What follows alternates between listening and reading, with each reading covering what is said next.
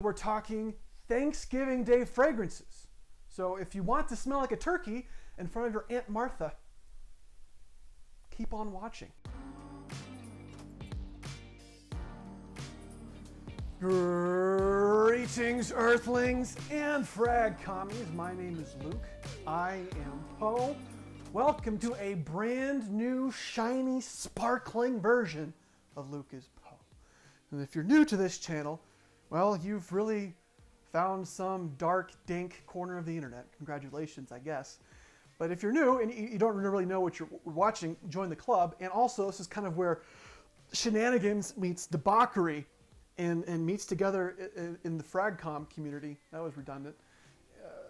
You know, debauchery is probably not the right word. Inadequacies probably explains this better. On today's episode, it's a top 7 list, but it's not your typical top 7 list. It's like a top 7 spectrum. And kind of like the spectrum you see at Buffalo Wild Wings.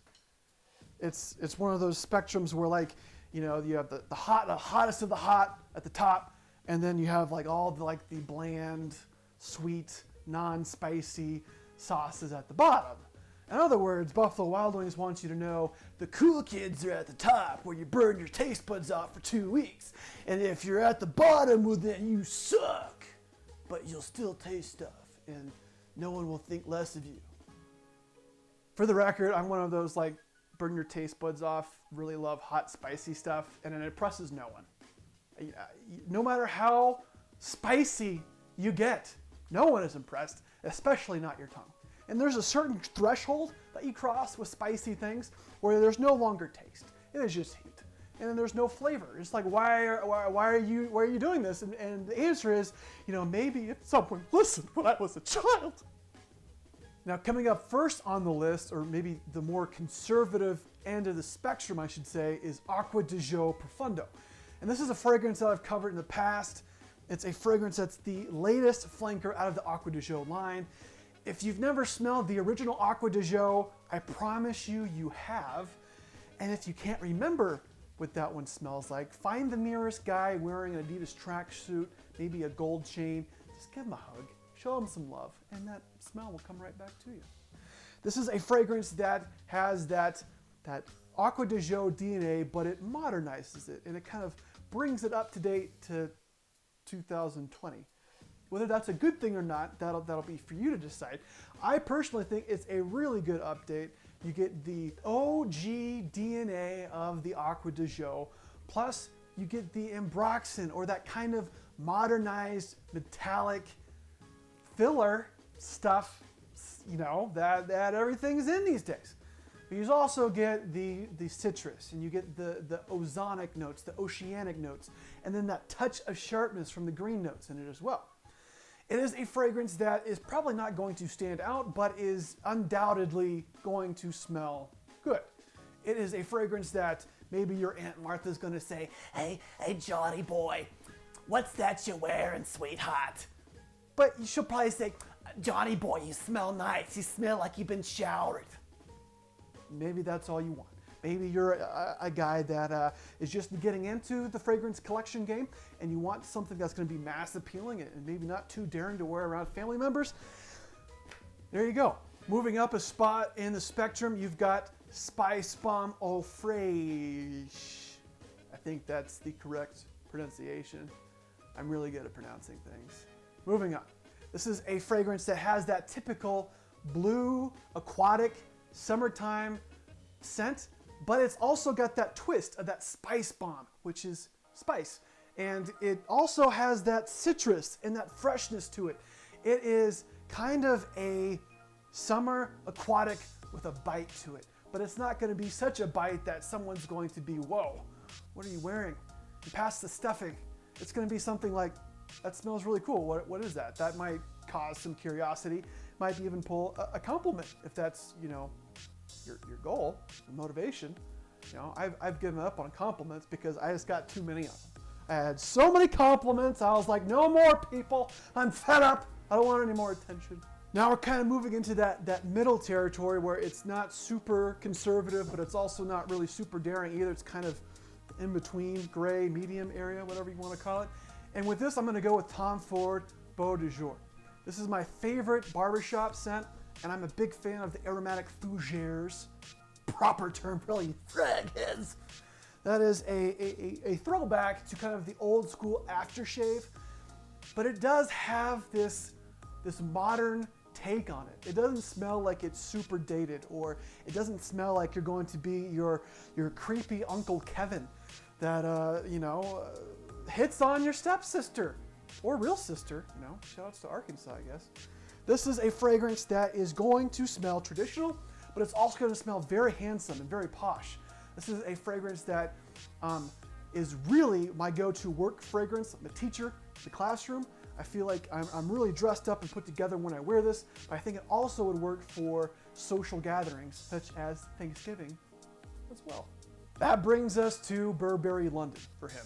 And this was a fragrance that was my signature scent for a time, and I would wear the crap out of it all year long because I didn't know anything about cold weather scents or hot weather scents or Fragcom or Alberto Moris. I didn't know any of this stuff.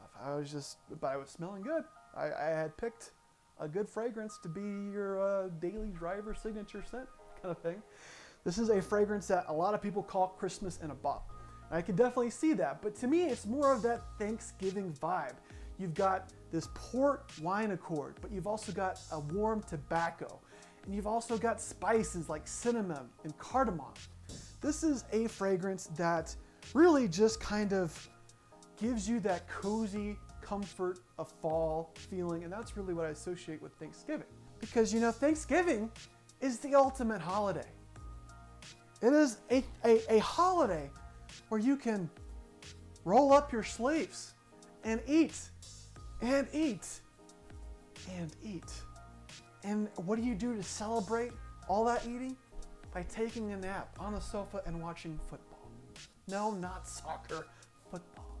And to all those people out there that are not Americans and will not be celebrating the traditional American Thanksgiving, be more like America. We're doing really well over here. Now we're kind of transitioning a little bit more towards the daring side of this list. I would not call this scent a daring fragrance on its own, but maybe compared to the others, it's a little bit more on the adventurous side, and that's Issey Miyake Nuit de Say Pulse of the Night.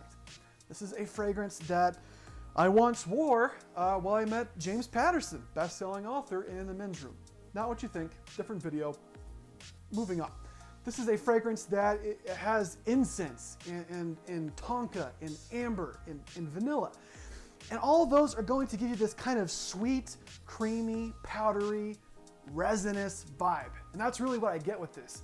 It's a fragrance that is definitely unique on its own right, but also still has that designer mass appeal toward it. It's not going to be so unique that it's on the niche end of spectrum where it's really difficult to pull off. And I feel like at a family gathering like Thanksgiving, you want to be considerate of Aunt Martha and Uncle Kevin. And you want to, not wear something that's going to stink up the room more than, your Uncle Kevin's Paco Rabanne Poro.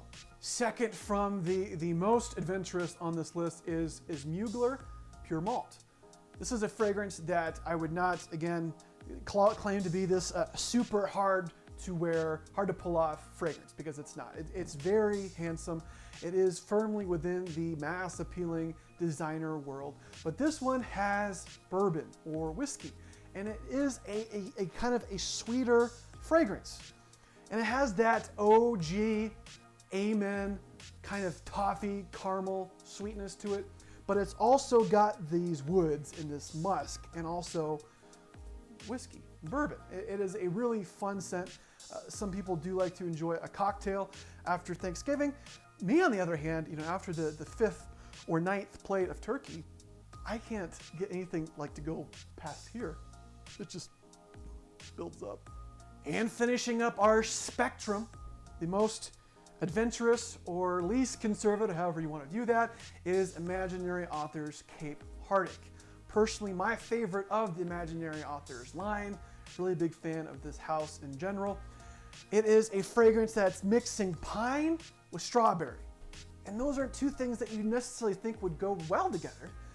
And then also the strawberry isn't quite that cheap, synthetic, kind of astringent strawberry that's found in a lot of like younger women's perfumes that really smells awful in my opinion. This is a pretty realistic strawberry and is going together with the pines.